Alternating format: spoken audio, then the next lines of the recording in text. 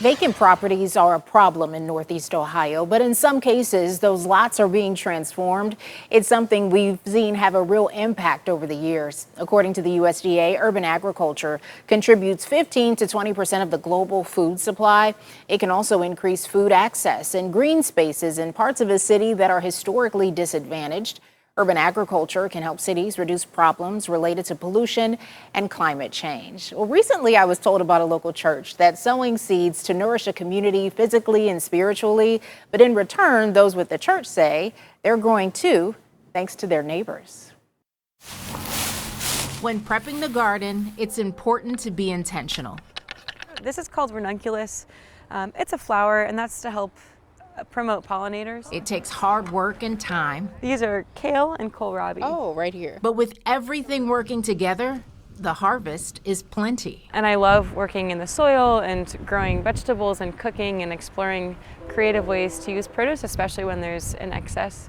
But something that is particularly unique about this collection of gardens and the way that we have our operations here are the fact that we're located in a city. Jenna Smith is the Community Outreach Coordinator for Solidarity Urban Farms. It's a program through Episcopal Church of the Redeemer in downtown Lorain. It started with one vacant plot.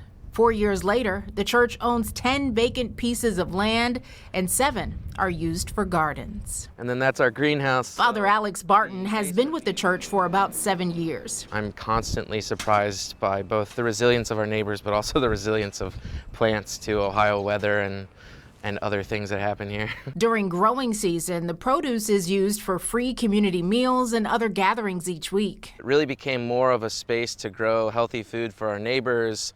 And then as we kept going, we realized there was a lot of kids who wanted to hang out with us, so we started doing more youth programming as well. Being able to have that educational piece, but also learning from our neighbors, and they teach us so much about resiliency, reciprocity, how to be present and grounded in where we are. On other days, the crops are available for the public to purchase. EBT is accepted, the money going right back to the mission. And there's all the issues that come with urban poverty, including a lack of transportation.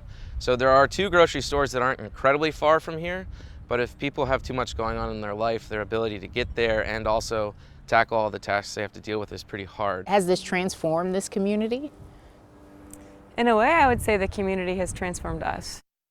Well, thanks to grants, Father Barton says the church is able to employ 4 people right now to work the farm, but there are numerous volunteers and community partners. For more information on how you can support the mission or enjoy those free community meals, you can check out this story on our website, news5cleveland.com. It'll be posted later this morning. But it really goes to show that this is so much more than just the food that they have in this community. It's really about making those connections. Yeah, and also we hear so much about food deserts, right? In neighborhoods where transportation is lacking, they don't have grocery stores, so this helps fill that void. It does, in many communities throughout Northeast Ohio. Yeah, awesome story. Thanks, Tiffany.